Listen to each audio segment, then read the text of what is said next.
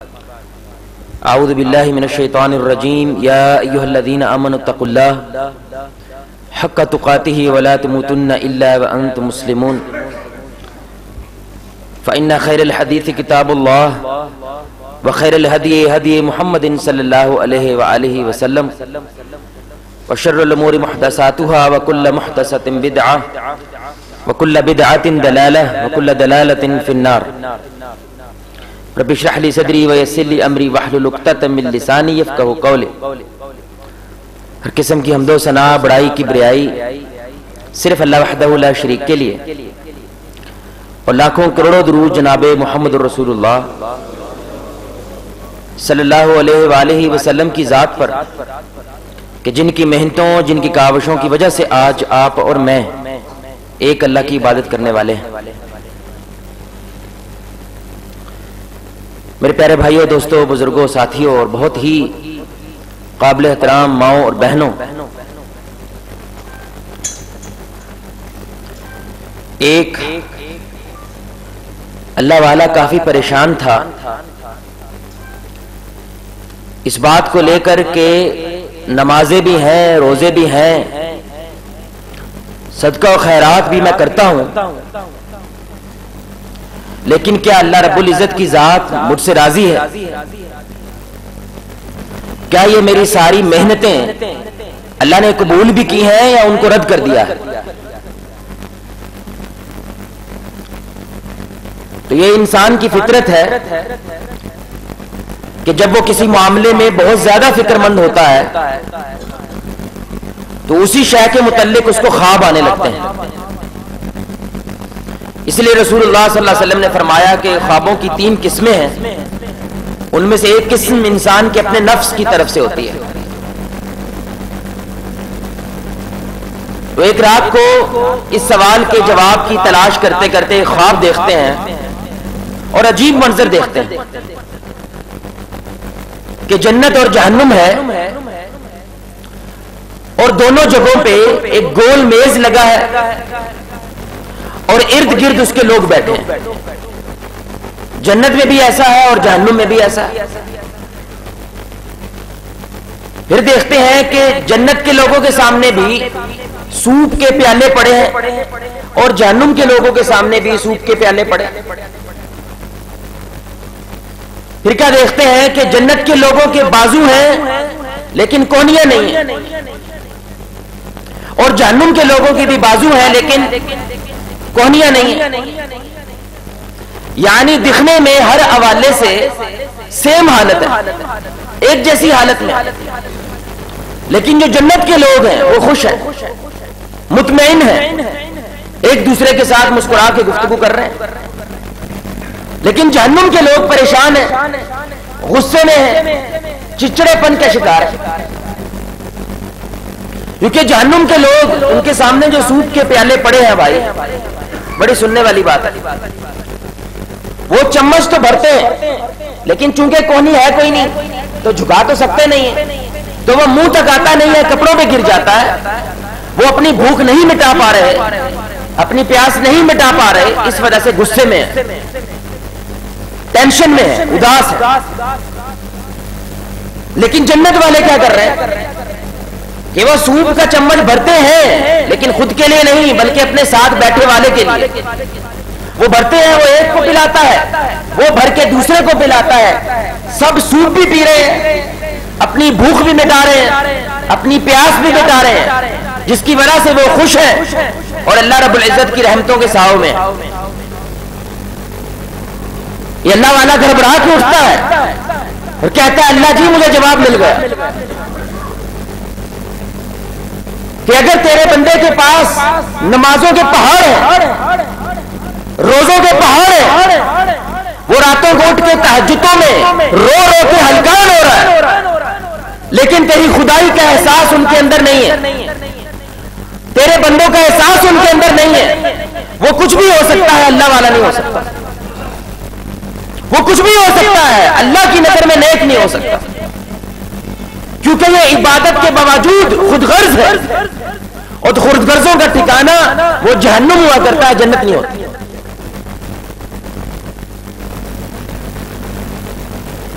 اسی لیے رسول اللہ صلی اللہ علیہ وسلم نے، واللہ العظیم بڑی عجیب حدیث ہے، صحیح مسلم کی روایت ہے، ابو ہریرہ رضی اللہ تعالیٰ عنہ حدیث کے راوی کہ رسول اللہ صلی اللہ علیہ وسلم نے فرمایا، دیکھیں اللہ بندے سے شکوہ کرے گا کیا کہ اے ابن آدم میں بھوکا تھا، اللہ کہے گا، یہ صحیح مسلم کی روایت ہے بھائی، میں بھوکا تھا، تو نے مجھے روٹی نہیں کھلائی، تو نے مجھے کھانا نہیں دیا۔ تو جو آپ سوچ رہے ہیں یقیناً وہ شخص بھی سوچے گا کہ یا اللہ تو سارے عالم کو کھانا کھلانے والا ہے، تو رب العالمین ہے، میں تجھے کیسے کھانا کھلا سکتا ہوں؟ اللہ کہیں گے، او میرے بندے، میرا ایک بندہ تھا جو تجھ سے روٹی مانگنے آیا تھا، تو مدد کرنے کے قابل تھا، اگر تو اس کی بھوک کو مٹاتا تو مجھے اس کے ساتھ پاتا۔ پھر اللہ کہے گا میں پیاسا تھا، تو نے مجھے پانی نہیں پلایا۔ وہ وہی کہے گا یا اللہ تو سارے عالم کو پلانے والا، اللہ کہے گا میرا بندہ پیاسا تھا۔ یہاں تک اللہ کہے گا میں بیمار تھا، تو نے میری عیادت نہیں کی۔ وہ کیوں؟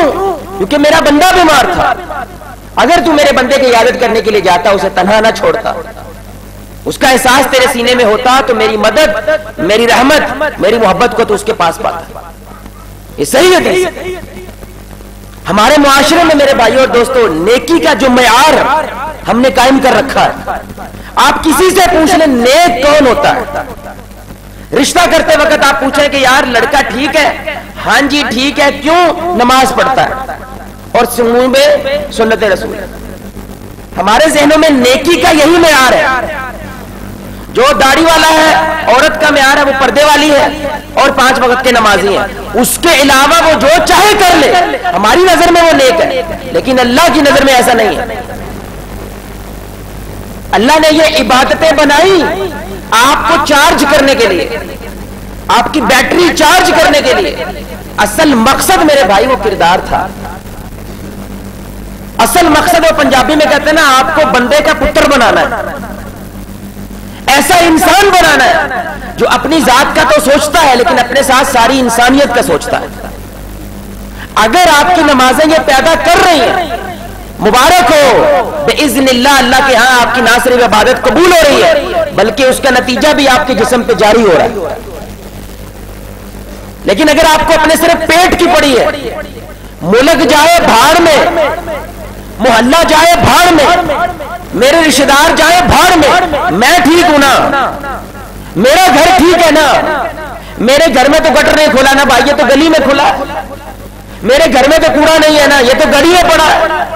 یہ سوچ اگر آپ کی پیدا ہوئی ہے میرے بھائی، تو یہ نمازیں دنیا میں اثر نہیں پیدا کر رہی، آخرت میں کیا کریں گے؟ دنیا میں دکھتا ہے بھائی، ادھر بہت ادھر کاٹو، تو آپ جو بو رہے ہیں نمازوں کی صورت میں، روزوں کی صورت میں، آپ کے سامنے تو اس کے نتیجے ہی نہیں پیدا ہو رہے یار۔ تو کیا گارنٹی ہے آپ کے پاس؟ کس دلیل کی بنیاد پہ آپ یہ سوچ رہے ہیں کہ قیامت کے دن میری یہ نمازیں جنت کو پیدا کر دیں گے؟ میرے بھائی آپ اور میں یہاں پہ بیٹھا ہوا ہر شخص، چاہے میری وہ بہن ہے، میری ماں ہے، میرے بزرگ ہیں، میرے دوست ہیں، جب آپ پہلی بار اس دنیا میں آئے تھے بڑی سننے کی بات، یار بچے لو یہ یار جو والنٹیئر ہے نا بچوں کو ادھر نہ آنے دیں، کیونکہ سارے بچے پھر ان کی طرف دیکھنے لگ جاتے ہیں۔ آپ اور میں میرے بھائی اور دوستوں جب پہلی بار اس دنیا میں آئے مکمل جاہل تھے، لفظ نہیں کہنا چاہیے لیکن حالت کو بیان کرنے کے لیے کہنا پڑتا ہے، اپاہج تھے۔ دوسروں کے کیا تھے بھائی؟ محتاج۔ یہاں تک کہ اگر کوئی مکھی بار بار تنگ کر رہی ہے، آپ اس لیول کے محتاج تھے کہ اس کو ہٹا نہیں سکتے۔ اس وقت اس لمحے اللہ رب العزت نے آپ کی ماں میں، آپ کے باپ میں ایک جذبہ پیدا کیا تھا، جس جذبے کا نام ایثار تھا، کہ ہم نے اپنا سکون نہیں دیکھنا، یہ جو بول نہیں سکتا، جو محتاج ہے، جو پتہ نہیں سال بعد مر جائے، ہمارے کسی کام کا نہیں ہے، ہم نے اس کا سوچنا ہے۔ میں نے بچے کو اٹھا کر سوکھے میں رکھنا ہے، خود پیشاب پہ لیٹ جانا ہے، میں نے اس کا وہ پیشاب دھونا ہے جس کو میں دیکھنا گوارا نہیں کر سکتی۔ آج کی میڈیکل سائنس ہمیں بتاتی ہے میرے بھائی، میری ایک ہڈی ٹوٹی ہوئی ہے، یہاں پہ ابھی بھی راڈ ہے، اور جس دن وہ ٹوٹی تھی نا بھائی، دنیا میں اگر قیامت کی جھلک دیکھنی ہے نا تو وہ ایک دفعہ جو درد ہوتا ہے جب ہڈی ٹوٹتی ہے، میں نے دیکھ لی تھی یقین جانے۔ اور آج کے ڈاکٹرز ہمیں بتاتے ہیں کہ ایک عورت جب بچے کو جنم دیتی ہے 20 ہڈیاں بیک وقت سنتے ہیں، جو درد ہوتا ہے وہ ماں کو ہوتا ہے جب وہ بچے کو پیدا کرتی ہے۔ انسانی عقل یہ مان ہی نہیں سکتی یہ بچی کیسے، انہوں نے تحقیق کی تو وہ کیوں بچتی ہے؟ اس کا سارا دھیان درد پہ ہوتا ہی نہیں، اس کا سارا دھیان اس بچے پہ ہوتا ہے کہ جب وہ مسکرا کے توتلی زبان سے اماں اماں ابا ابا کرے گا میری ساری درد کے پیسے پورے ہو جائیں گے۔ یہ ایثار تھا آپ کی میری ماں کا کہ آج آپ زندہ ہیں۔ اگر اس میں ذرہ بھی خود غرضی ہوتی نا بھائی تو ایک دن بھی اس دنیا میں آپ گزارا کر سکتے؟ بولیں بھائی، آپ کی ماں نے صرف دینے کا سوچا تھا، لینے کے بارے میں سوچتی؟ آپ کے باپ گدے کی طرح، پولو کے بیل کی طرح گلیوں بازاروں میں تکے ٹھٹے کھا رہا ہے، کس لیے؟ کیونکہ یہ جو بچہ جو کسی شے کے لیے خود کر سکتا، اس کو میں نے روٹی کھلانی ہے، اس کو میں نے سکون دینا ہے۔ اور اکثر ابوں کو میں نے کہتے سنا ہے، ہاں صاحب اسی چنگے دن نہیں ویکھے ساڈے پتر ویکھ لین، اسی نے چٹنیاں روٹی کھا لینی ہے صاحب، اسی چٹنیاں روٹی کھا لئی دی سی لیکن چلو آج یہ گوشت کھا لینی یار، ساڈی خیر ہے اے جوندے رہ جانا۔ یہ جذبہ ایثار تھا بھائی کہ آپ کا اور میرا یہ جسمانی وجود آج زندہ ہے، یہ نہ ہوتا یہ کائنات چل ہی نہیں سکتی، یہ نظام چل ہی نہیں سکتا۔ خود غرضی نہیں تھی، کیا تھا بھائی؟ سارے بولے ایثار تھا، دینے کا جذبہ۔ اور یہ کیا ہے؟ ہمارا جسمانی وجود ہے، اس کے اندر ایک اور وجود ہے ہمارا، وہ کیا ہے بھائی؟ روحانی وجود ہے۔ اور روحانی ماں باپ کون ہوتے ہیں؟ ہمارے انبیاء۔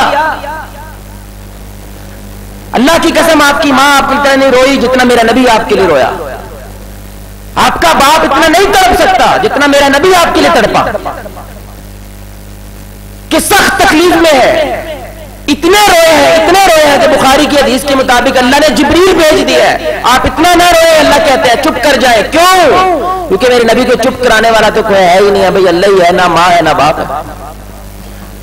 اللہ چپ کراتا تھا میرے نبی کو، لیکن رسول اللہ رو کیوں رہے ہیں بھائی؟ پہلے مجھے بتاؤ میرے جانے کے بعد میری امت کا کیا کرو گے؟ ماں کیا سوچتی ہے بچوں کا؟ میرے بعد میرے بچے کا کی بنے گا، سوچتی ہے کہ نہیں سوچتی؟ اور نبی کیونکہ ساری امت کے نبی ہیں تو ان کو ہر وقت کیا پریشانی رہتی تھی؟ میں تو چلا جاؤں گا، میرے بعد اس امت کا کیا بنے گا؟ تو اللہ تعالیٰ سے وعدے لیتے تھے، اللہ تعالیٰ سے اپنی بات کو منوا لیتے تھے کہ میری امت کو اکیلا نہ چھوڑنا، ان کو تنہا نہ چھوڑنا۔ تو ہمارے میرے بھائی جسم کے اگر ماں باپ ہیں تو روح کے ماں باپ وہ انبیاء ہوتے ہیں، اور انبیاء صرف ہر لمحہ ہر وقت صرف ایک بات سوچتے ہیں، کس طرح یہ قوم بچ جائے، کس طرح یہ امت بچ جائے۔ وہ آدم سے لے کے رسول اللہ تک ہر نبی ایثار کے جذبے کی بنیاد پہ کھڑا ہوتا ہے۔ جب دینے کی بات آئے نہ دن دیکھتا ہے نہ رات، نہ صبح دیکھتا ہے نہ شام، نہ بھوک دیکھتا ہے نہ امیری دیکھتا ہے، صرف ایک بات دیکھتا ہے، میری قوم نے کھانا کھایا یا نہیں کھایا، میری قوم نے کپڑے پہنے نہیں پہنے، بس یہ دیکھتا ہے، کوئی نبی ہو۔ ان کا وہ ایثار تھا کہ ہمارا روحانی وجود قائم ہے۔ جب دینے کی بات آئے سب لٹاتے ہیں، جب لینے کی بات آئے کیا کہتے ہیں؟ ہمیں تم سے کچھ نہیں چاہیے، ہمیں جو چاہیے اللہ کی ذات سے چاہیے۔ لینے میں اللہ ہے، دینے میں ساری کائنات ہے۔ تو جسمانی وجود بھی کس بنیاد پہ قائم ہے بھائی؟ روحانی وجود کس بنیاد پہ قائم ہے بھائی؟ اب ان دونوں کو ملا کر معاشرہ بنتا ہے، محلہ بنتا ہے، سوسائٹی بنتی ہے۔ رسول اللہ صلی اللہ علیہ وسلم معاشرہ بنانے آئے، مدینہ میں آئے، آتے ہی پہلی ڈیمانڈ انصار سے کیا کی ہے؟ ہم غربت میں آئے ہیں، اپنا گھر چھوڑ کے آئے ہیں، جیسے انڈیا سے پاکستانی آئے تھے، سب کچھ چھوڑ کے آئے ہیں، ہمیں تم سے پہلی چیز جو ڈیمانڈ ہے وہ ایثار ہے، اپنا لو ہمیں، گھر ہے تو آدھا ہوگا، روٹی ہے تو آدھی آدھی ہوگی، پانی ہے تو آدھا آدھا ہوگا، جو تمہارا ہے وہ ہمارا ہے۔ اس ایثار کے جذبے کو دیتے ہو تو کائنات میں یہ ریاست قائم رہ سکتی ہے، مگر نہ رہ سکتی۔ یہاں تک کہ صحابہ جن کے پاس 2 بیوی ہیں، یار غیرت ہوتی ہے بھائی، غیرت، اور یہ عرب کے لوگ ہیں، غیرت کے نام پہ 100 سال جنگیں لڑتے تھے، 100 سال غیرت پہ، مجھے پہلے پانی کیوں نہیں بھرنے دیا، 200 سال جنگ چھڑ رہی ہے۔ یہ لوگ کیا کہتے ہیں ان صحابہ کے پاس ان کا خیال رکھنے والا، بولے بھائی کیونکہ ایک کا باپ مسلمان ہے، کسی کا بیٹا ہے تو ماں نہیں ہے، ماں ہے تو بیٹا نہیں ہے، دونوں ہے تو باپ نہیں ہے، تو انہوں نے کیا کیا، یہ میری 2 بیویاں، ایک کو پسند کر لو میں طلاق دیتا ہوں وہ تم رکھ لینا۔ یہ ایثار تھا جس نے مدینے کو قائم کیا میرے بھائی، اور ایسا قائم کیا آج تک قائم ہے اور قیامت تک قائم رہے گا، یہاں تک کہ دجال جو فتنوں کا باپ ہے وہ بھی آ جائے ان 2 جگہوں پہ داخل ہو سکتا، کیونکہ جس بنیاد پہ یہ معاشرہ قائم ہوا تھا وہ ایثار تھا، دینے کا جذبہ، بس لینا کخ نہیں چاہیے، کچھ نہیں چاہیے تم لوگوں سے، جو چاہیے وہ اللہ کی ذات سے چاہیے۔ یقین کرے صحابہ بھائی یہ ذرا دھیان سے سنو اللہ کی قسم، صحابہ کبھی کبھی کسی غلام کو صدقے کے لیے بھیجتے تھے نا، کہنے لگا پتر گل سنو، اگر وہ دعا دے وہ دعا بھی اس کو دینا، مجھے کچھ نہیں چاہیے، سو چاہیے اللہ کی ذات سے چاہیے، وہ تمہیں جو دعا دے گا نا وہی دعا واپس لوٹانا، کیونکہ میں نے تمہیں جو دیا ہے وہ اللہ کی ذات کے لیے دیا ہے، مجھے کچھ نہیں چاہیے، مجھے جو چاہیے اللہ کی ذات سے چاہیے۔ اس لیے وہ کہتے ہیں نا توحید تو یہ ہے کہ خدا حشر میں کہہ دے کہ یہ بندہ 2 عالم سے خفا میرے لیے ہے، سارا جگ تیرے خلاف کھڑا ہو گیا، حالانکہ تو تو قربانیاں دینے والا ہے میرے بندے، تو تو لوگوں کے لیے آنے والا ہے، لیکن پھر بھی تجھے کو گلے لگاتا، تجھے کو تھپکیاں دیتا، تجھے کو پروٹوکول دیتا، تجھے کو عزتیں دیتا، پھر بھی اللہ کہتا ہے بندے تو میرا ہے۔ یہ اصل توحید ہے بھائی، یہ اصل اللہ تعالیٰ کی محبت ہے۔ ایک جذبہ وہ ہوتا ہے میرے بھائی جو صرف دینے پہ توجہ کرتا ہے، میں نے اس ملک کو دیا کیا ہے یہ سوچتا ہے، بس لینے کی بات آئے مل جائے الحمدللہ، نہ ملے اس بنیاد پہ میں نے دینا نہیں ہے، میں نے اس لیے دینا ہے تاکہ اللہ راضی ہو۔ اور ایک طبقہ وہ ہوتا ہے جو صرف لینے پہ توجہ کرتا ہے، منو ماں پیو نے کی دیتا ہے، سارے رشتہ داراں نے منو کی دیتا ہے، انہاں مولویاں نے کھا کھا کے ٹھڈ ودا لے نے، انہاں سانو کی دیتا ہے۔ آپ 2 پاکستانی اٹھا لیں، صرف اور صرف لینے کی شکایت کر رہا، بس دینے کے بارے میں تو بات تک نہیں کرنا گوارا کرتا، بولتا تک نہیں ہے یار۔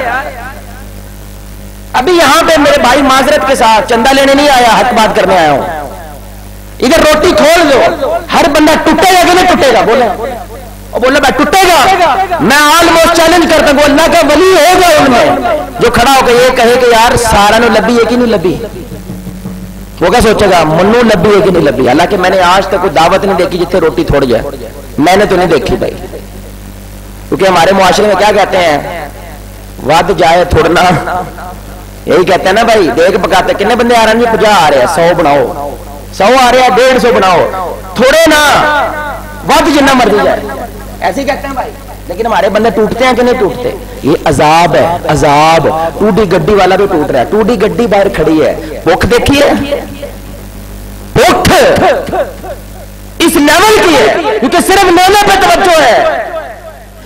او بابا بھی بیچ میں گھس رہا بیچارے سے چلا نہیں جا رہا، یار اس سے پوچھ لے بابا جی تسی بیٹھو، تہاڈے پتر جونڈے نے مرے نہیں ہے، بیٹھو آپ کا کام بیٹھنا ہے، آپ نے ساری زندگی دیا ہے، اب دینے کی باری ہماری، آپ بیٹھو میں تہاڈے واسطے بریانی لے کے آؤں گا۔ کتنی بار آپ نے ایسے منظر دیکھے ہیں کبھی؟ یہ ہمارے معاشرے کا مجموعی تصویر ہے بھائی، مجموعی تصویر ہے، سارا دھیان لینے پہ ہے۔ جس بندے کو بولو کہتے ہیں جیڑی اٹ پٹو لیرا نے، جس بندے کو دیکھو میرے بھائی وہ شکایت میں بیٹھا، یقین کریں سب سے پہلے اگر کوئی شکایت کرتا نا وہ انصار تھے مدینہ کے۔ کون تھے بھائی؟ انہوں نے رسول اللہ کو بلایا تھا کہ ہمارے حالات بدلیں گے، اس لیے بلایا تھا کہ ان کے سارے لیڈر کیا ہو گئے ہیں، ہماری جنگوں میں ختم ہو گئے بھائی، ہمارے پاس کوئی رہنما نہیں ہے، لیڈر نہیں ہے۔ رسول اللہ کی نظر میں ان کو کیا لیڈر نظر آیا، لے کے آئے تاکہ مدینہ کیا بنے، مہان بنے، بڑا بنے، امیر ہو جائے، خوشحال ہو جائے اور آخرت کے حوالے سے بھی مضبوط ہو جائے۔ یہی آئے تھے نا، آتے ہی نبی کا کر رہے ہیں سانو دیو، کیا کر رہے ہیں بھائی؟ ہم نے تو دینا، ہم نے تو کخ نہیں دینا بھائی. یہ 2 جوڑے پہن کے آئے اور وہ بھی کچھ صحابہ ہے، جوڑا بھی نہیں ہے، ٹاٹ پہن کے آئے ہیں. ملک بنانا ہے نا تو صرف دینا ہے بھائی. اور تقریباً 7 سال مدینہ کے تقریباً وہ دیتے ہی رہے ہیں بس. آگے کبھی ہاتھ پھیلایا؟ غریبی کا احتجاج نکالتے نا، غریبی کا سب سے پہلے وہ انصار ہوتے ہیں. ہم تو آپ کو لے کے آئے تھے کہ مدینہ مہان ہوگا، آپ ہم سے ہی مانگنے لگ گئے. کیونکہ رسول اللہ صلی اللہ علیہ وسلم پہلے کیا کر رہے ہیں؟ ان کی تربیت کر رہے ہیں. دینے کا جذبے پہ کھڑے ہو گئے تو یہ مدینہ مہان بنے گا بھائی. اگر لینے کے جذبے پہ کھڑے ہو جاؤ تو فرعون اپنے محل میں بھی محفوظ رہ سکتا، حالانکہ سپر پاور میں. دیکھ لیں موسیٰ فقیری میں ہے، فرعون بادشاہ ہے، لیکن رات کو نیند نہیں آ رہی اور موسیٰ علیہ السلام بکریاں چرا کے سو رہے ہیں. کیونکہ موسیٰ دینے کے جذبے پہ کھڑے ہیں اور فرعون لینے کے جذبے پہ کھڑا ہے. دینے والا جذبہ میرے بھائی جس معاشرے میں ہے، اللہ کی قسم اس معاشرے پہ کوئی آنکھ نہیں اٹھا سکتا. لینے والا جذبہ جب پیدا ہوتا ہے فرد کا تو بھلا ہو جاتا ہے، اس کے بعد روپیہ پیسہ بھی آ جاتا ہے، اس کے بعد دین بھی آ جاتا ہے، لیکن اس کا عوام کو یا علاقے کو یا لوگوں کو فائدہ نہیں ہوتا. رسول اللہ صلی اللہ علیہ وآلہ وسلم میرے بھائی انہوں نے اس انداز سے اپنے صحابہ کی تیاری کروائی تھی، تربیت کروائی تھی کہ آپ صلی اللہ علیہ وسلم کے پاس ایک ہی جوڑا تھا بس. خیر حد نہیں.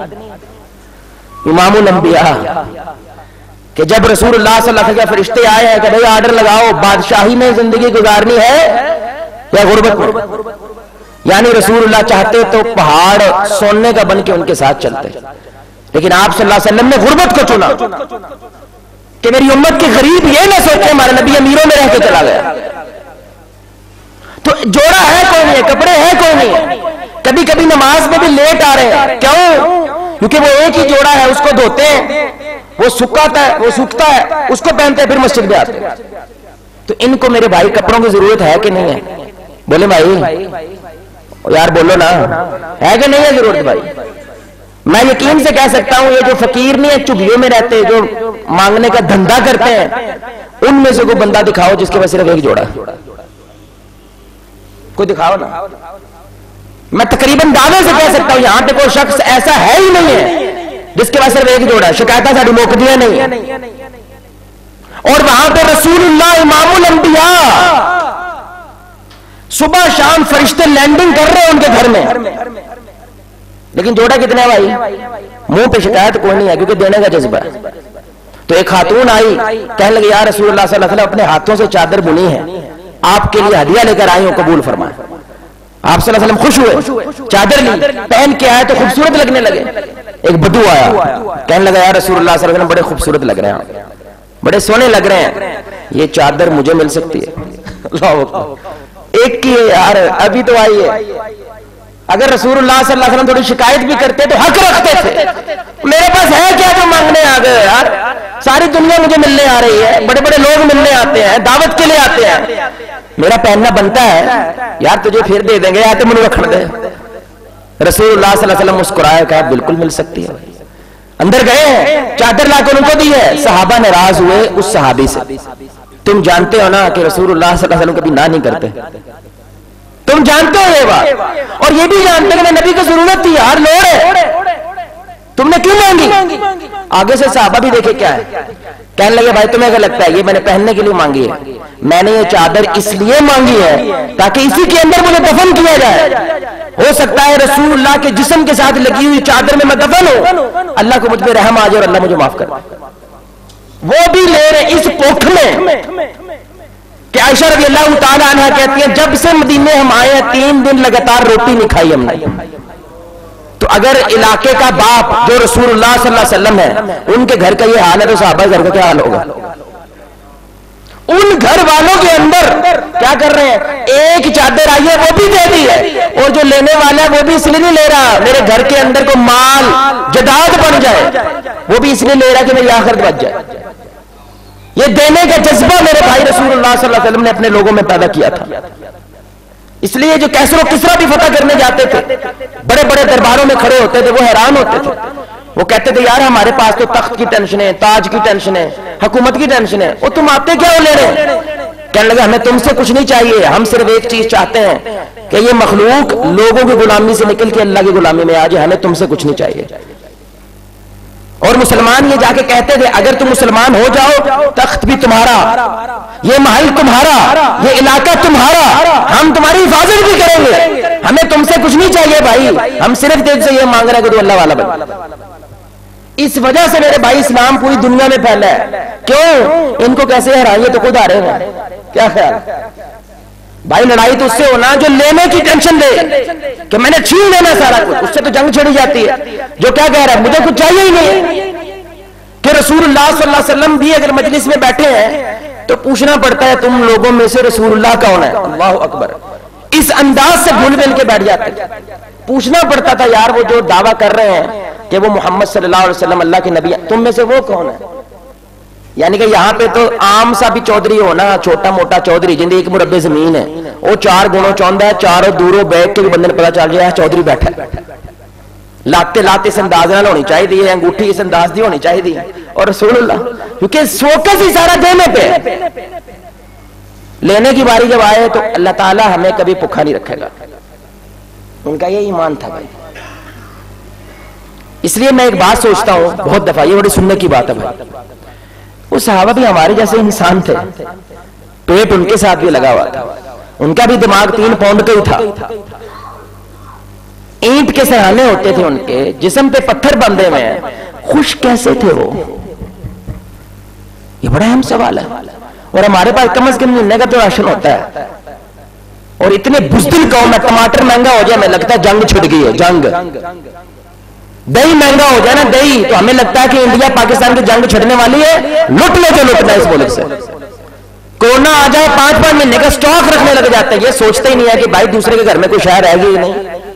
حالانکہ ایسا موسم آئے تو بھائی تھوڑا لینا چاہیے، 2 کلو آٹا لے رہے تھے 1 کلو لو یار، لیکن یہاں پہ کیا ہوتا ہے غریب آدمی بھی 7 8 مہینے کا راشن سٹور کرنے لگ جاتا ہے۔ یہ ہماری ذہنیت ہے میرے بھائی، ہمارا معاشرہ اور ایک رسول اللہ صلی اللہ علیہ وسلم کا معاشرہ ہے۔ وہ پھر بھی خوش کیوں تھے یہ سنیے گا، کیونکہ ان کے اندر ایک ایمان بیٹھ چکا تھا، ہم بھوکے ہیں کیونکہ مدینہ بھوکا ہے۔ سمجھ آ رہی بات کی؟ ہمارے پیٹ میں کھانا آ جائے گا جب مدینہ میں آ جائے گا، کیونکہ ہم لوگ جس بنیاد پہ کھڑے ہوئے ہیں ہم دوسرے کا پہلے سوچتے ہیں، اپنا بعد میں سوچتے ہیں۔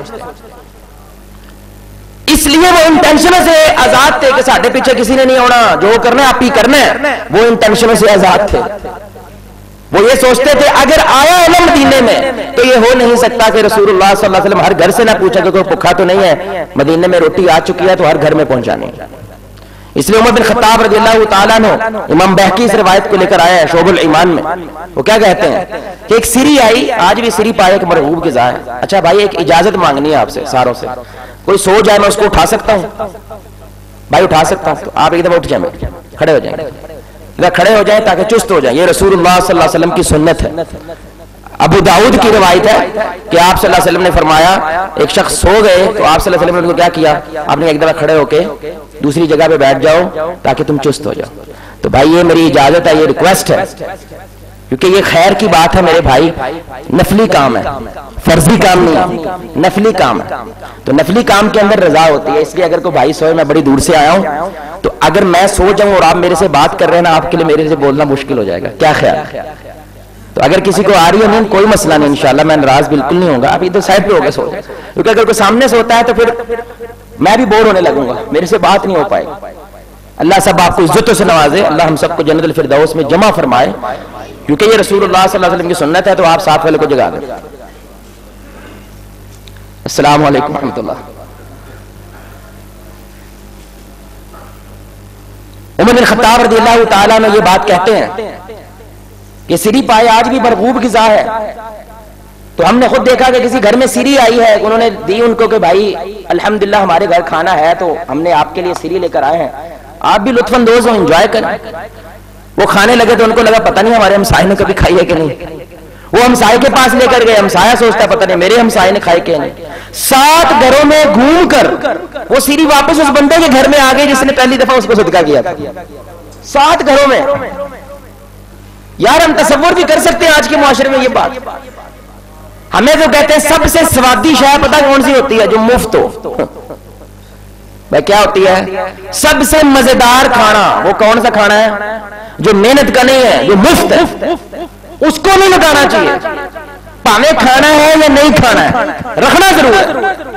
ایک دفعہ جب شادی پہ جانا ہے پلیٹ میں پہاڑ ضرور بنانا ہے، کھایا جائے یا نہ کھایا جائے یہ ٹینشن نہیں لینی، وہ ضائع ہو جائے یہ ٹینشن نہیں لینی.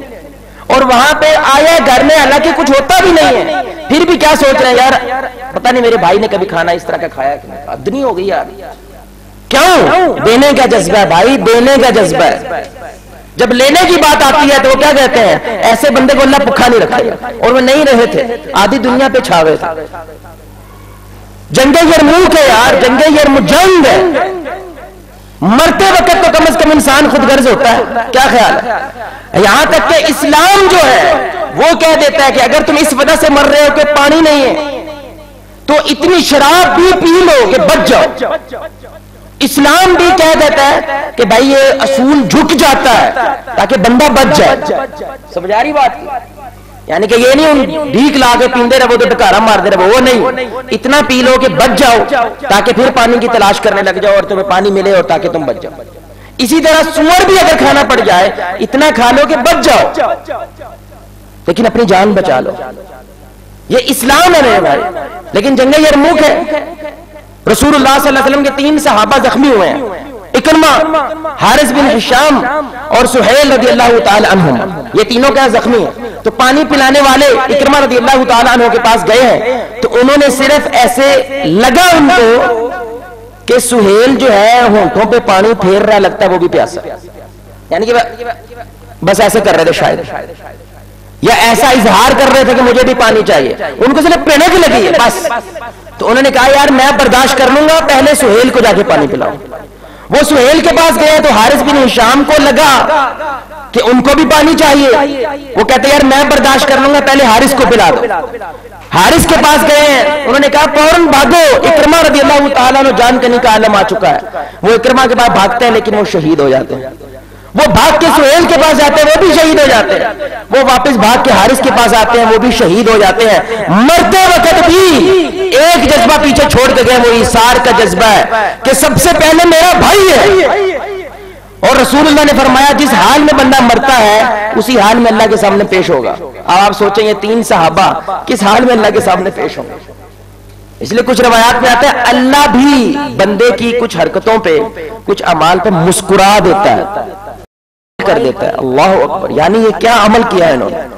اور پھر اللہ فرشتوں کو مخاطب کرے کہتا ہے فخر سے، کیونکہ فرشتوں نے کہا تھا انہوں نے نام بڑھاؤ، کہا تھا نا انسان نو نہ بڑھاؤ. اللہ پھر ان کو مخاطب کر کے کہتا ہے ہون سنا. یقین فخر کرتا ہے اللہ. یہ ہے وہ بندے حالانکہ اس کے پاس چوائس ہے، چاہے یہ پانی دوسرے کو دے. حالانکہ اس وقت تو فرض ہے بھائی اپنی جان بچاؤ، پہلے خود تو بچو پھر ہی کسی کو بچاؤ گے. لیکن وہ اس لمحے کے اندر بھی دوسرے کا سوچ رہے ہیں. یہ ایمان ہوتا ہے فرشتوں. تمہارے پاس تو چوائس نہیں ہے، تمہارے پاس تو انتخاب کرنے کی طاقت نہیں ہے. جو میں نے کہہ دیا وہی کرنا ہے. ان کے پاس ہے، چاہے رب مانے چاہے رب کو نہ مانے، چاہے خیر کرے چاہے نہ کرے، لیکن یہ پھر بھی مجھ کا ہی انتخاب کرتے ہیں. یہ ایمان ہوتا ہے جس کی وجہ سے میں نے ان کو پیدا کیا. اور میرے بھائی کچھ واقعات تو ایسے ہیں یقین جانے کہ اللہ تعالیٰ نے انہیں قرآن کا حصہ بنا دیا، امر کر دیا. امر ہمیشہ کے لوگوں کو یہ کہانی یاد رہے. رسول اللہ صلی اللہ علیہ وسلم کے پاس صحابی آئے اور کہنے لگے یا رسول اللہ بھوک بڑی لگی ہوئی ہے، کھانے کو کچھ نہیں ہے، روٹی کھلاؤ. اچھا یہ بڑی اہم بات ہے میرے بھائی. صحابہ کو پتا تھا ایک جگہ ایسی ہے جہاں پہ جب جاؤ تمہارے سوال کا جواب ضرور ملے گا. آپ کے پاس یہ جگہ ہے کیا؟ ہمارے پاس یہ جگہ ہے. حالانکہ ہم اسلامی جمہوریہ پاکستان ہے بھائی، 8 لاکھ کے قریب مسجدوں کا نیٹ ورک ہے پاکستان میں. کتنا؟ 8 لاکھ مسجدیں، 1 لاکھ سے بڑے بڑے مدارس ہیں. آپ ایمان سے بتائیں سب سے پہلے آپ کے ذہن میں کیا مسجد آتی ہے؟ کیا مدرسہ آتا ہے؟ جب آپ کو ٹینشن پڑے، جب سر پہ کوئی چوٹ لگ جائے، کیا آپ کو سب سے پہلے یہ مسجد یاد آتی ہے؟ بولے بھائی. کتنے لوگ کہتے ہیں ہمیں تو بھائی اس لمحے مسجد یاد نہیں آتی؟ ہاتھ کھڑا کریں. مصیبت کے وقت یہ ذہن میں نہیں آتا کہ مسجد جائے مسئلہ حل ہو جائے. جن کو یہ لگتا ہے ہاتھ کھڑا کریں ماشاءاللہ.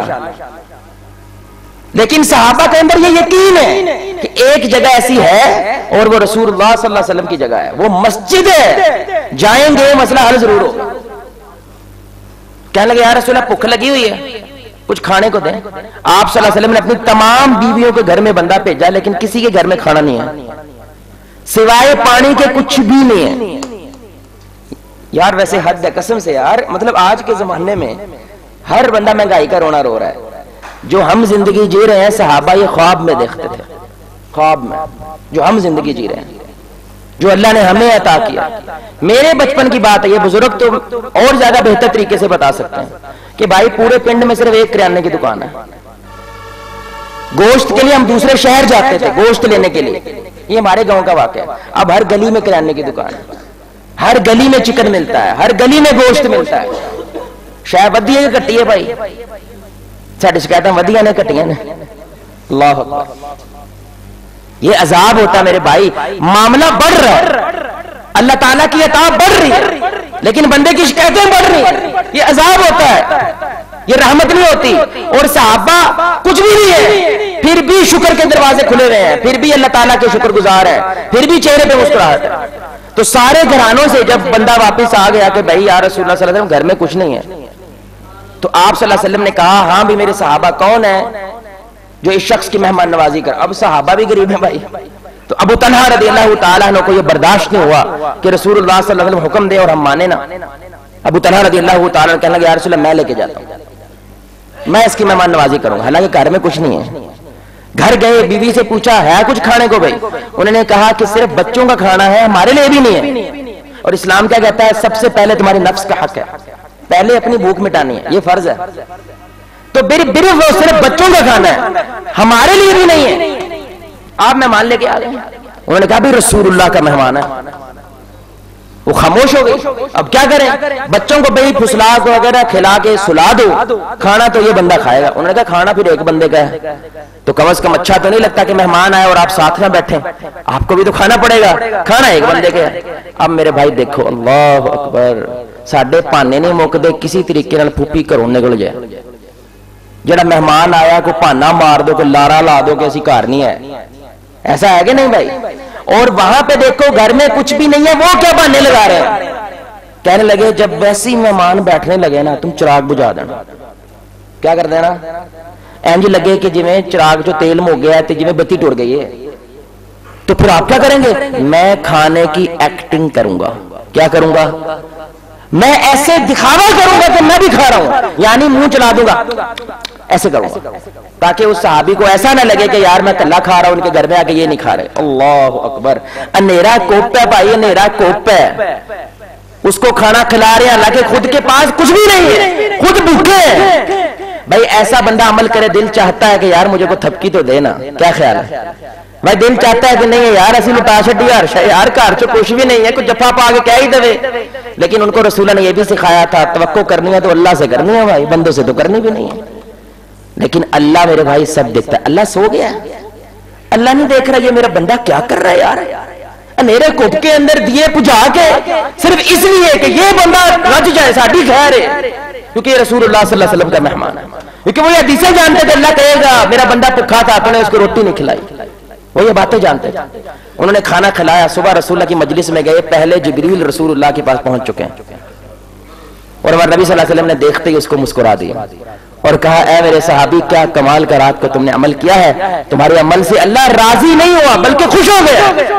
اور اللہ نے قرآن اتارا ہے کیا کہ وہ لوگ جو دوسروں کو اپنی ذات پہ ترجیح دیتے ہیں حالانکہ خود محتاج ہیں, حالانکہ خود بھوکے ہیں. سورہ الحشر ہے آیت نمبر 9 ہے بھائی.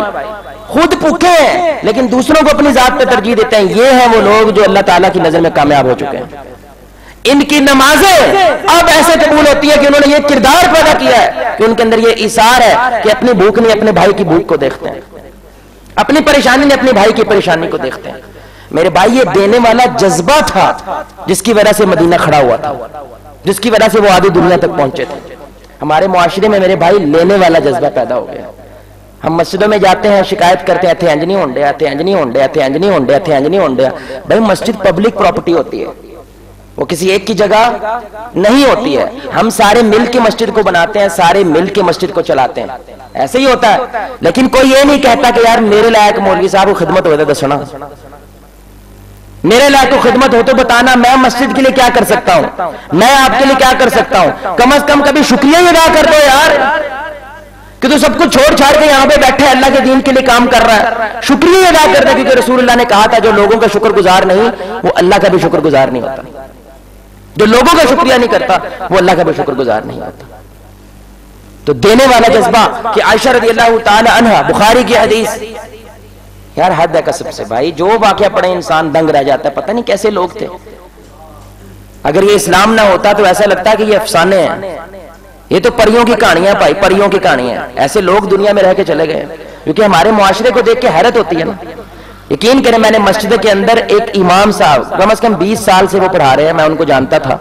وہ مسجد میں کھڑا ہو کے بھیک مانگ رہے تھے, میرے گھر میں کھانے کو کچھ نہیں, مجھے کھانا دے دو. ڈوب مرنے کا مقام نہیں ہے اس معاشرے کے لیے.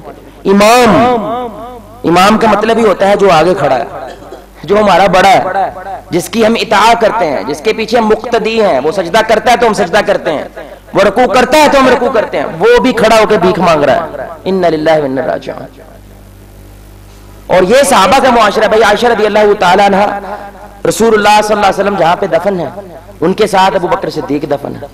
تو عائشہ نے ایک جگہ کس کے لیے چھوڑی ہے, کیونکہ میرے ایک شوہر ہے, دوسرے میرے باپ, تو تیسری بیٹی اور بہو, اور دوسری بیٹی اور بیوی.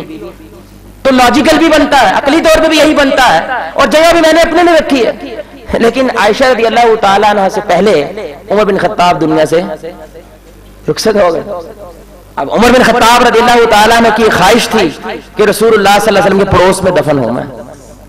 تو انہوں نے اپنے بیٹے عبداللہ بن عمر کو اما عائشہ کے پاس بھیجا, جا کے یہ نہ کہنا امیر المؤمنین نے بھیجا ہے, پریشر نہ پڑ جائے. سمجھ آ رہی, کیونکہ امیر المؤمنین کی اطاعت لازم ہے. کہنا اللہ کے بندے عمر بن خطاب نے بھیجا اور وہ رسول اللہ کے پڑوس میں دفن ہونا چاہتا ہے. اب آپ بتائیں میرے بھائی, یہ عائشہ کی جذباتی بات ہے, اور عورت بہت زیادہ جذباتی ہوتی ہے, کیا خیال ہے؟ یہ جذباتی بات ہے نا کہ جب رسول اللہ قیامت کے دن کھڑے ہوں گے, اٹھائے جائیں گے, ایک طرف ابو بکر ہوں گے اور دوسری طرف عمر ہوں گے. وہ عائشہ بھی ہو سکتی تھی, کیا خیال ہے؟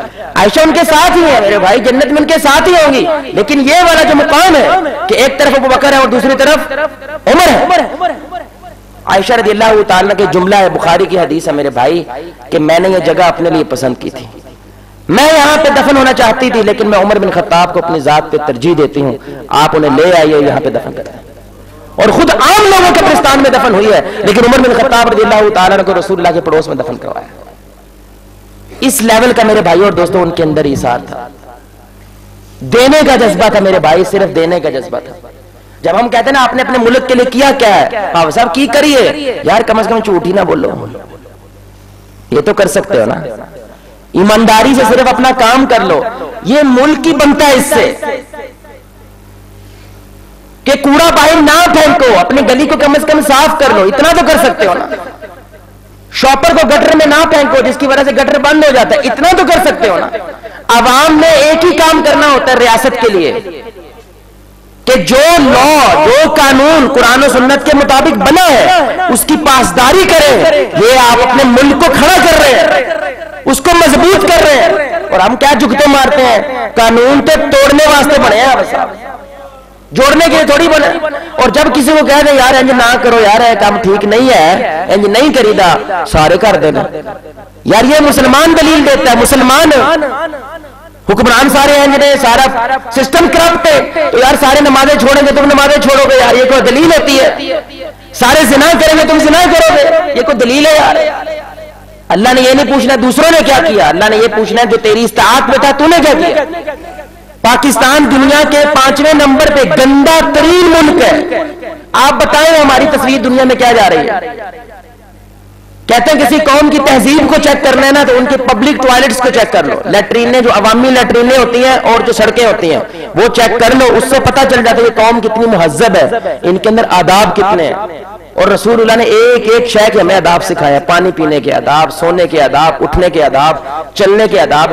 معذرت کے ساتھ ہمارے لوگوں کو تھوکنا نہیں آتا، راہ چلتے تھوک دیتے ہیں، ایسا تو کتا نہیں کرتا بھائی، وہ بھی سائڈ پہ ہو گئے کرتا ہے اور کرنے کے بعد مٹی ڈالتا ہے اس کے اوپر۔ کتا جو گالی ہے، یہ انسان اشرف مخلوقات جس کو اللہ نے سجدہ کروایا کس سے؟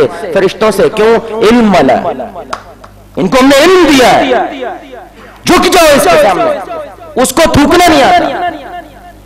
لوگ چلتے چلتے ایسے ناک بہا دیتے ہیں، یار مطلب کیسے کر لیتے ہیں یہ لوگ؟ ساروں کے سامنے کھڑے ہو کے نعرہ ٹھیک کرنے لگ جاتے ہیں۔ یہ بدتمیزی ہے، یہ بد تہذیبی ہے۔ بندہ مومن اس طرح سے نہیں ہوتا ہے۔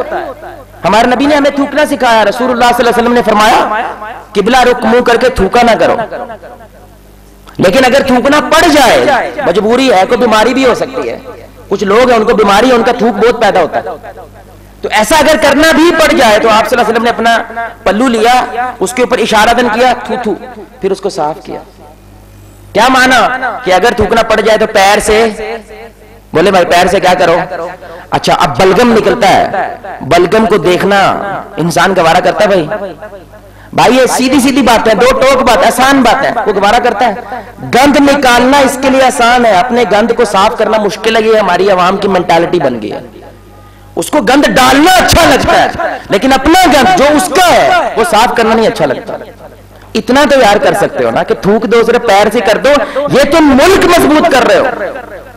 کیونکہ جو بھی یہ دیکھے گا کہ یار ان کی عوام یا ان کے حکمران اگر غلط کر رہے ہیں تو عوام ٹھیک ہے، تو وہ آپ کا ساتھ دیں گے کہ بھائی عوام بھی ساتھ مل کے، وہ ملک بھی اور حکمران بھی وہ بھی ٹھیک ہونے چاہیے۔ پریشر پڑتا ہے، لیکن ہم سارے ہی میرے بھائی ہم میں ننگے ہوتے ہیں، پھر کوئی کسی کی طرف انگلی اٹھا سکتا نہیں، اٹھا سکتا۔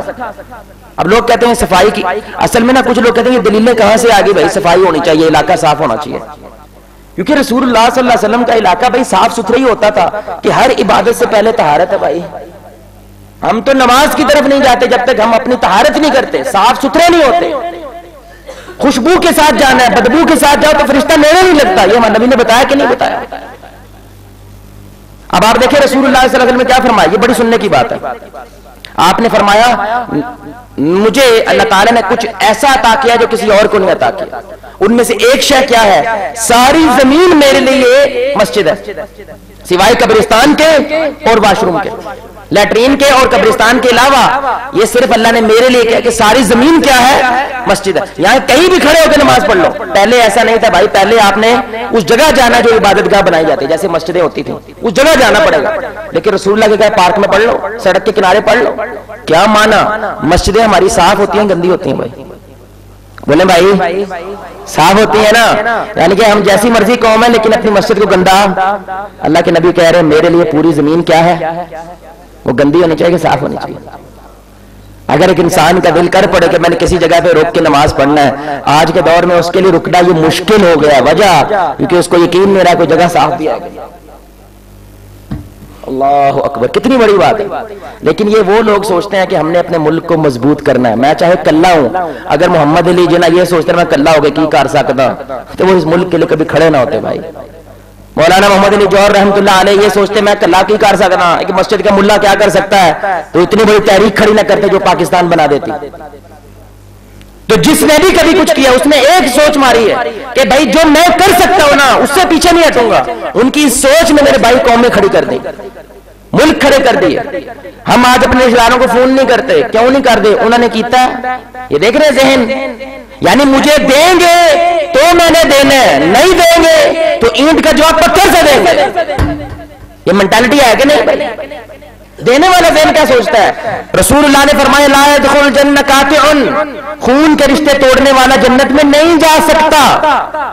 میں نے رشتے جوڑنے ہیں، اگلا پاوے جوڑے نہ جوڑے، میں نے دینا ہے۔ جب لینے کی بات آئے تو مجھے اللہ سے چاہیے، اس رشتے سے کچھ نہیں چاہیے۔ ہم تو کسی کے گھر سکے چلے جائیں نا، سوکھے، تو کوئی بندہ کہہ دے نال یار انہوں نے گھر جا رہے خالی ہے تو بندہ جانا چنگا نہیں لگتا، وہ آئے تھے ساڈے گھر تے خالی آئے سی پراوا، جانا تو خالی ہی جانا ہے یار۔ یہ ہمارے معاشرے کی نا عام باتیں ہو گئی ہیں، عام باتیں، ہماری ذہنیت ایسے ہی ہو گئی ہے۔ اس لیے کبھی کبھی بندے کو لگتا ہے یار یہ باتیں ہمارے ساتھ اس کا کیا تعلق ہے. یہ ایسی بات ہے جیسے ایک بندہ نا میرے بھائی گندے نالے کے کنارے اگر سموسے بیچ رہے نا تو وہاں سے بہت زیادہ بدبو آ رہی ہے. اب ایک ڈی ایچ اے سے کوئی اچھے علاقے سے بندہ آیا, اسے بدبو آئے گی, وہ اسے کہے گا یار اتنی بدبو میں تم سموسے بنا رہے ہو, اتنی بدبو میں تم پکوڑے بنا رہے ہو, اور تانوں امیرانوں آتی ہے بو, سانوں تو کبھی بو نہیں آئی, کیونکہ وہ بو ان کی فطرت کا حصہ بن گیا. یعنی یہ اتنا کرپٹ ہو چکا ہے کہ اس کے لیے بدبو خوشبو ہو گئی. سمجھ آ رہی بات؟ یعنی اس کی نیچر کا فطرت کا دوسرا حصہ بن گیا. اتنا گندا ہونا کتنا مشکل ہوگا اس کو دوبارہ صاف کرنا. آپ میری بات سمجھ رہے ہیں؟ یعنی مکہ کے مشرکین تھے نا بھائی, ننگا طواف کرتے تھے, ننگا, کہ ان کے گندے عقیدے اس انتہا کو چھو رہے ہیں کہ وہ اس انداز سے کام کر کے بھی عبادت سمجھ رہے ہیں. انا للہ و انا راجعون. اور یہ رسول اللہ کا کام ہے کہ ان کو الٹ کرنا ہے, واپس لے کے آنا ہے ان کی اصل فطرت پہ جس پہ اللہ نے ان کو پیدا کیا تھا. اور اصل فطرت کیا ہے میں نے آپ کو بتائی. بچہ جب پیدا ہوتا ہے ہر ایک کے لیے دل کرتا ہے کہ اس کے لیے جان دے دو, کرتا ہے کہ نہیں؟ ایثار ہوتا ہے. اس وقت کسی کا یہ دل نہیں کرتا یہ بچے, مجھے تو بچے نے ہنس کے دیکھا نہیں ہے, مجھے تو بپے نے بوسا نہیں دیا ہے, بچے نے مجھے اماں اماں نہیں کہا ہے, ایسا کوئی سوچتا؟ یہی انسان کی فطرت ہے. اللہ کہتا ہے اسی پہ قائم رہو جس پہ تم دنیا میں پہلی بار پیدا ہوئے تھے. تو اگلی بات کرنے سے پہلے میرے بھائی تھوڑی سی سستی چھڑ جاتی ہے, میں بھی کھڑا ہو جاتا ہوں تو سارے کھڑے ہو جائیں, ٹھیک ہے انشاءاللہ سارے کھڑے ہو جائیں. جزاک اللہ, جزاک اللہ. اللہ آپ کو عزت سے نوازے, اللہ آپ کو خوش. ایک دو ہاتھ کھڑا کرے ایسے, کھڑے جا بس. جزاک اللہ, جزاک اللہ, جزاک اللہ. بیٹھ جائیں, بیٹھ جائیں.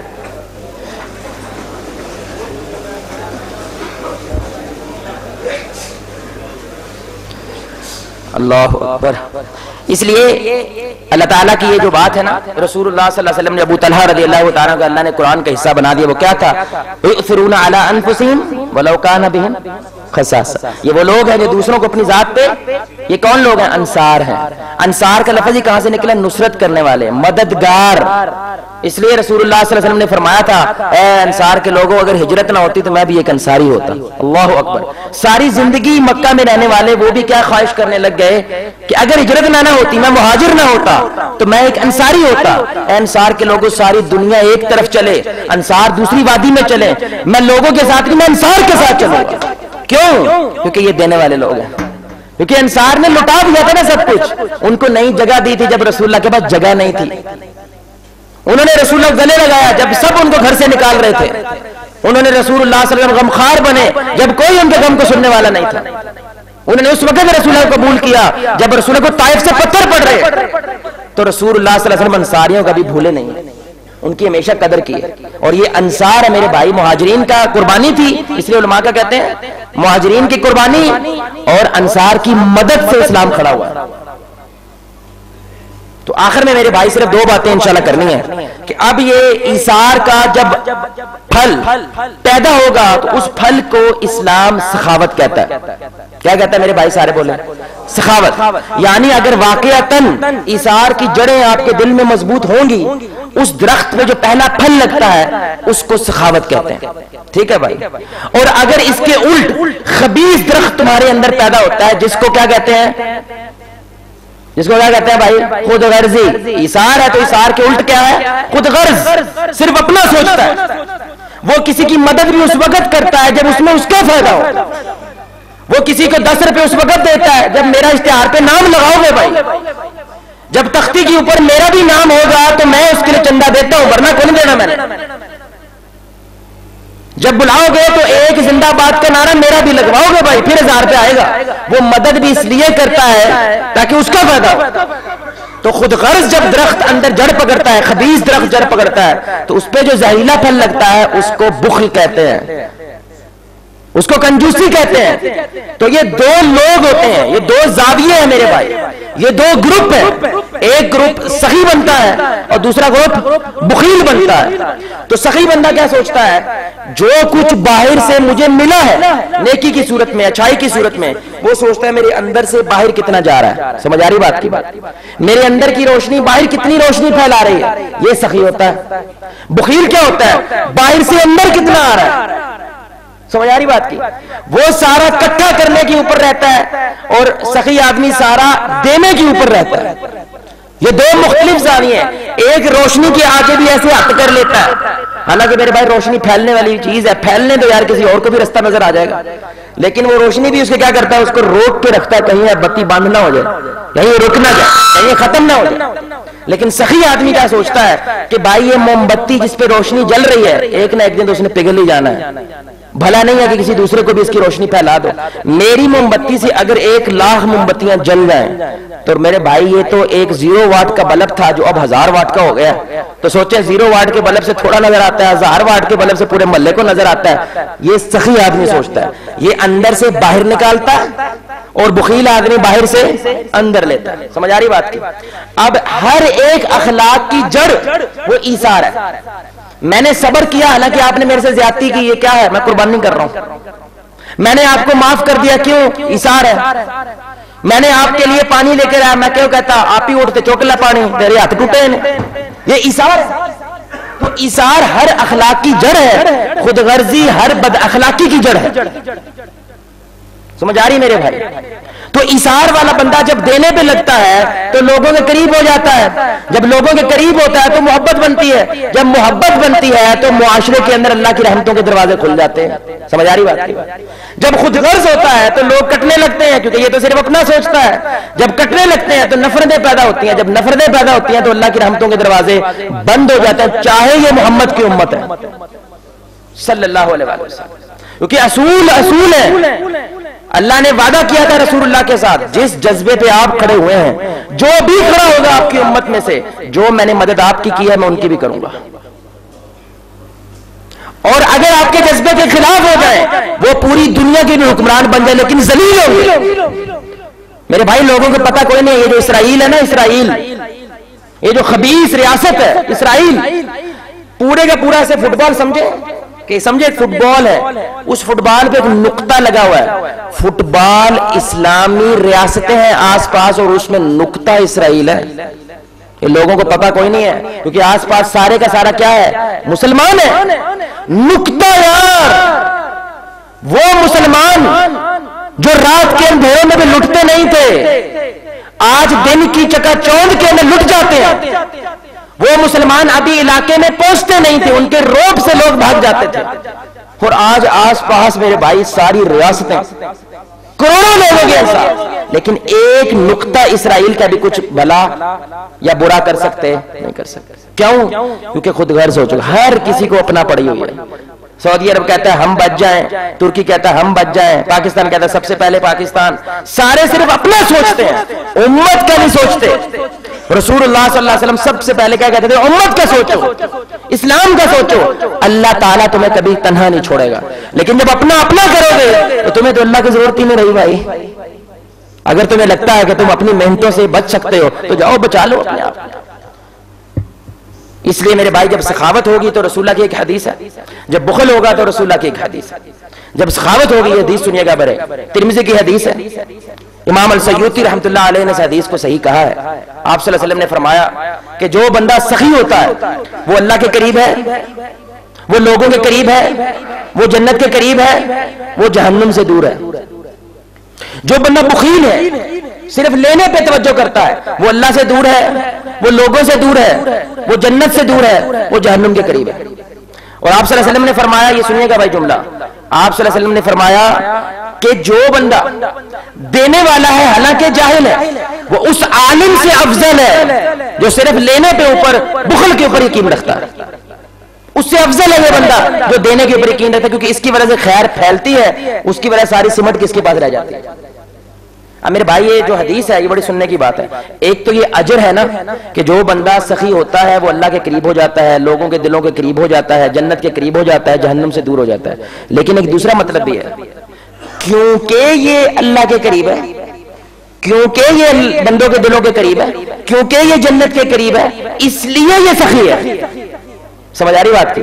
یعنی یہ نشانی ہے کہ تو اللہ کے قریب ہے, اس وجہ سے اس کی قربت کی یہ رحمتیں اور برکتیں ہیں جس کی وجہ سے تو سخی ہے بندے. سمجھ آ رہی بات کی؟ اور یہ نشانی ہے, بھلے ہی تو جو مرضی اپنے آپ کے دعوے کر لے کہ متقی پرہیزگار ہے, لیکن اگر تو بخل کرنے والا ہے, کنجوس آدمی ہے, صرف اپنا سوچتا ہے. یہ نشانی ہے تو اللہ سے دور ہے, جنت سے دور ہے, جہنم کے قریب ہے. یہ نشانی ہے. اللہ کے نبی نے پہلے نشانی بتا دیا, چیک کر لو بھائی. اس لیے عمر بن خطاب بار بار کہتے تھے اپنا حساب پہلے ابھی کر لو, اس سے پہلے اللہ کرے. تو وہ ابھی کیسے کر لو, یہ رسول اللہ نے نشانیاں ہمیں بتائی ہوئی ہیں. اور دوسری طرف بخل ہے. اللہ اکبر. بخل کیا ہوتا ہے میرے بھائی, یہ سن لیجئے گا. ابن حجر رحمۃ اللہ علیہ وہ کہتے ہیں بخل کی یہ تعریف ہے, سنیے گا بھائی, کہ آپ طاقت رکھتے ہیں اور حالات اور وقت تقاضا بھی کرتے ہیں لیکن آپ خرچ نہیں کرتے ہیں, یہ بخل ہے.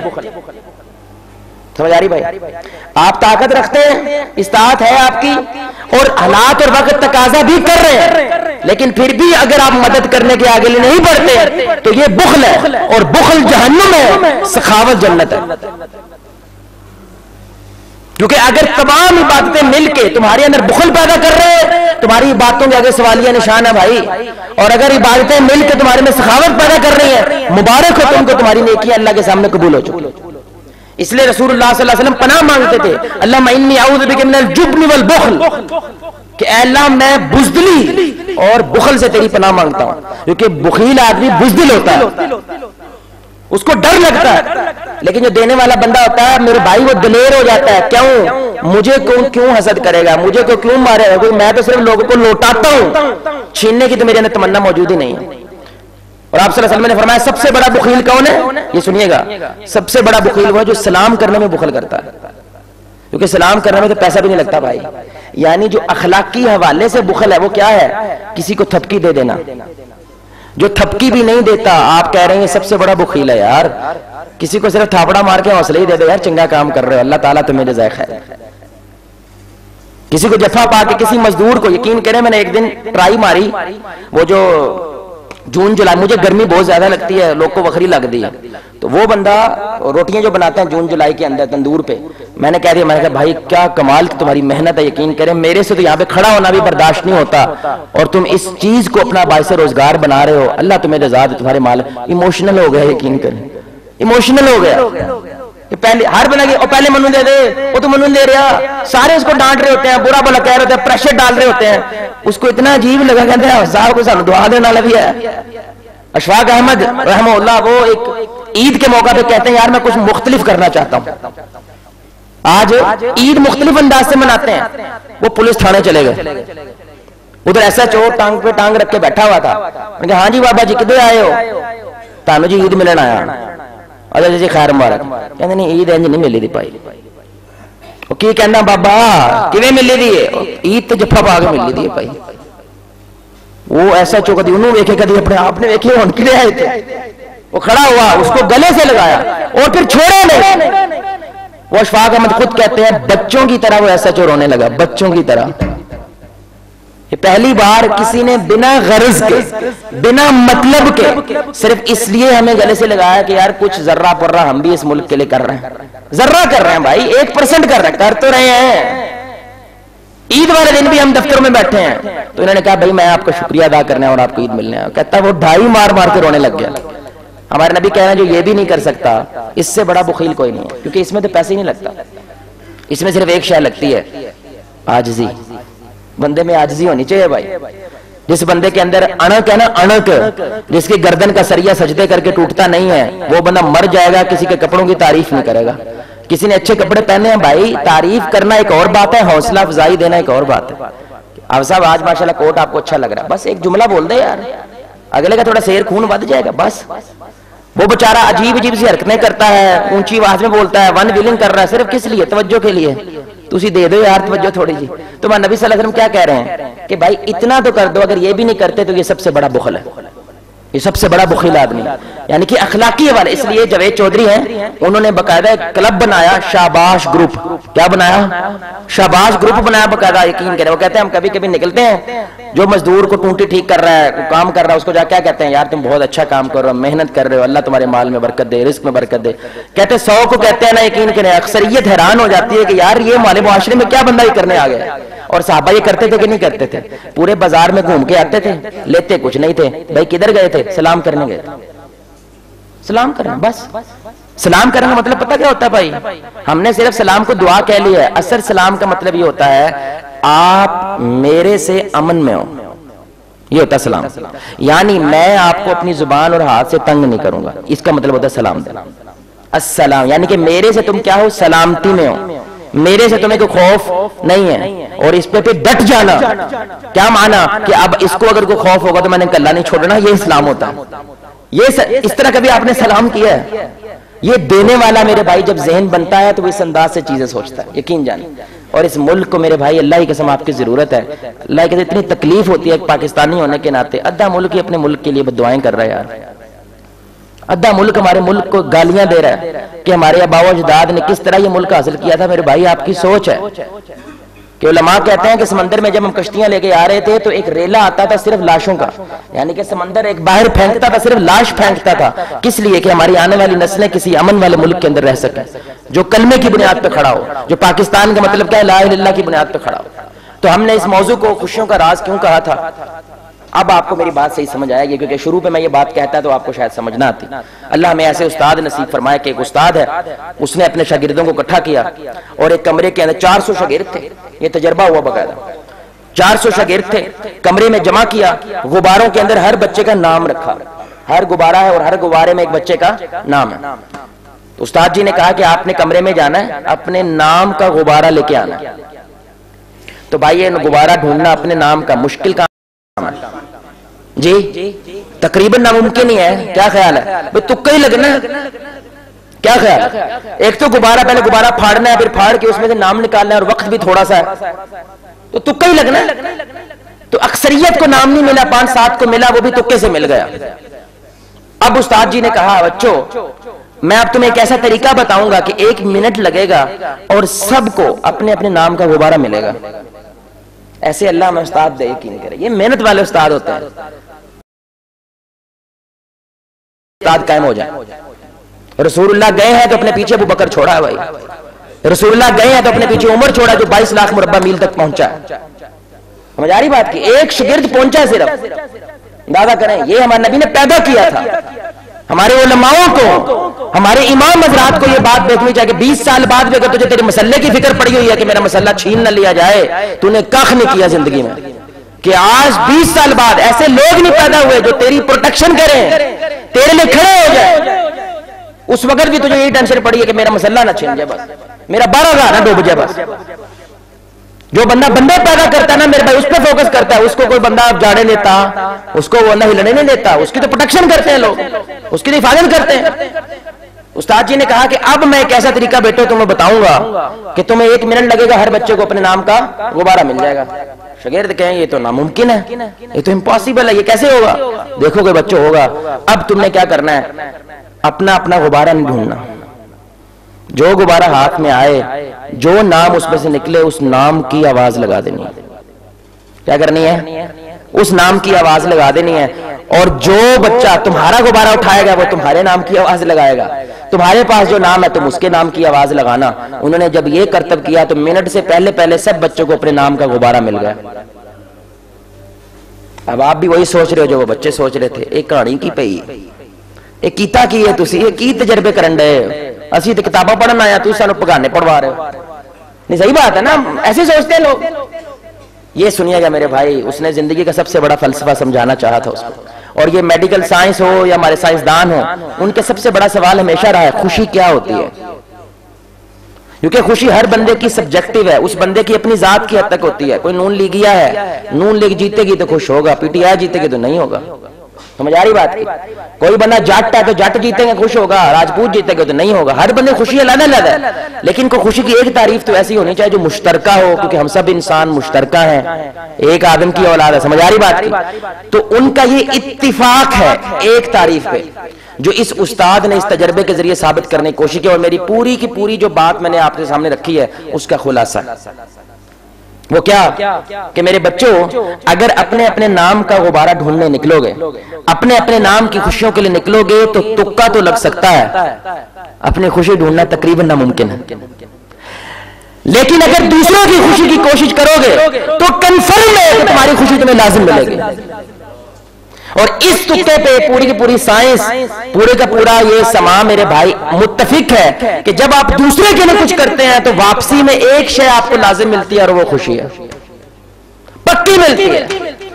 ہاں اس کے پیچھے غرض نہیں ہونی چاہیے، کوئی مطلب نہیں ہونا چاہیے. میں نے تجھے ₹1,00,000 دیا، مدد کی، شکریہ بھی نہیں چاہیے، شکریہ بھی نہیں چاہیے. اگلی بار گزرے بے شک کہنا ہو کے گزر، سلام تک نہ کر مجھے، لیکن میں نے جو 1,00,000 سے لینا تھا بندے میں نے لے لیا، اور وہ دل کا اطمینان ہے، وہ میرے سے کوئی نہیں چھین سکتا. یہی رسول اللہ صلی اللہ علیہ وسلم کی میرے بھائی تعلیم ہے. یہ دنیا رہنے کی جگہ نہیں ہے، یہ عبرت کا سماں ہے میرے بھائیوں. دوسروں کا جذبہ، اس امت کا جذبہ آپ نے آخری مرتبہ سیریا کے بچے جن کو کتے نوچ کے کھا کے مار دیتے ہیں، اکیلے میں ان کے لیے دعا کب کی تھی؟ یہ ہماری امت کی حال. اس سوال کے جواب میں ہماری امت کے زوال کی ساری وجوہات پڑی ہوئی. مولوی کی آمین پہ آمین کہنا آسان ہوتا ہے. انسان تو ایسا ہے، کوئی ایک جمائی لے رہا ہو نا تو دوسرا بھی اس کو دیکھ کے جمائی لے لیتا ہے. انسان کی اصل اوقات کیا ہے کہ وہ تنہائی میں جو ہے وہی اصل ہے.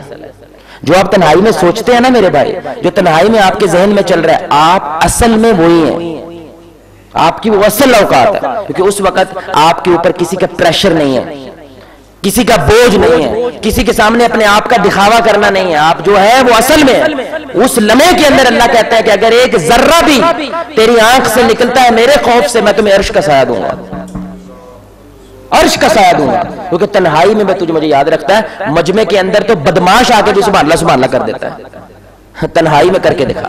تنہائی میں آپ کے دل سے اگر پاکستان کے لیے دعا تک نہیں نکلتی، تنہائی میں اگر اس امت کی، یعنی کہ دعا یار پیسے لگتے ہیں یار، کچھ بھی نہیں لگتا بھائی، دعا تک نہیں کرتے. یقین کریں ایسی ویڈیوز ہیں ہماری سیریا کی بہنیں دوسرے جو کافر حکمران آئے ہوئے، کافر کے لوگ آئے ہوئے، ان کے ساتھ زنا کرتی ہیں تاکہ ہمارے بچوں کا پیٹ پالنے کے لیے پیسے دے دیں.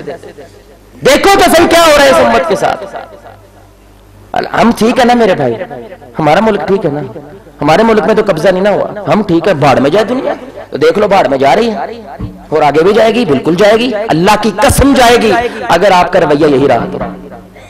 کیونکہ ہمارے نبی صلی اللہ علیہ وسلم کا ہر اصول حق ہے، وہ ہو کے رہنے والا ہے. اللہ سے دعا ہے میرے بھائی ہم دینے والے بن جائیں. اللہ سے دعا ہے لینے کی ہر قسم کی توقعات ہم لوگوں سے نہیں بلکہ اللہ سے باندھنے والے بن جائیں میرے بھائی. پھر لمحوں کی بات ہے، دنوں کی بات ہے کہ اللہ تعالیٰ اس امت کی تقدیر کو بدلے گا. آپ کم از کم اپنے گھر کے اندر یہ ماحول پیدا کر لیں کہ ہم نے لینے والا ذہن نہیں بنانا، ہم نے اپنے گھر کو دینے والا ذہن بنانا ہے. انشاءاللہ ہمارے معاشرے کے اندر خیر پیدا ہوگی. اللہ سے دعا ہے کہ اللہ تعالیٰ صحیح معنوں میں جو کچھ ہم نے کہا اس پہ عمل کرنے کی توفیق عطا فرمائے. اللہ آپ کو، مجھے، ہم سب کو محمد رسول اللہ صلی اللہ علیہ وآلہ وسلم کی ذات کے ساتھ جنت الفردوس میں اس انداز سے اکٹھا کرے. ہم سب مل کے اللہ کے چہرے کو آسمان میں دیکھیں 14ویں رات کا چاند. انشاءاللہ احباب نے دعا کے لیے کہا ہے، احباب دعا فرما لیں انشاءاللہ. اعوذ باللہ من الشیطان الرجیم، بسم اللہ الرحمن الرحیم، الحمدللہ رب العالمین، الرحمن الرحیم، مالک یوم الدین، ایاک نعبد و ایاک نستعین، اہدنا الصراط المستقیم، صراط الذین انعمت علیہم غیر المغضوب علیہم ولا الضالین، آمین. اللہم صلی علی محمد وعلی آل محمد کما صلیت علی ابراہیم وعلی آل ابراہیم انکا حمید مجید. اللہم بارک علی محمد وعلی آل محمد کما بارکت علی ابراہیم وعلی آل ابراہیم انکا حمید مجید. یا ارحم الراحمین، یا ذی الجلال والاکرام، یا الحی یا القیوم، یا مالک الملک، یا علی کل شیء قدیر، یا علی کل شیء شہید. ہم سب کا یہاں پہ جمع ہونا، خیر کی بات کا سننا سنانا، یا اللہ تو اپنی بارگاہ میں قبول و منظور فرما. یا اللہ ہمارے اس عمل کے صدقے سے جتنے احباب اس وقت یہاں موجود ہیں، یا اللہ ان سب کے صغیرہ و کبیرہ گناہوں کو معاف فرما. ہم سب کے لیے نیکی کرنا آسان اور گناہ کرنا مشکل بنا.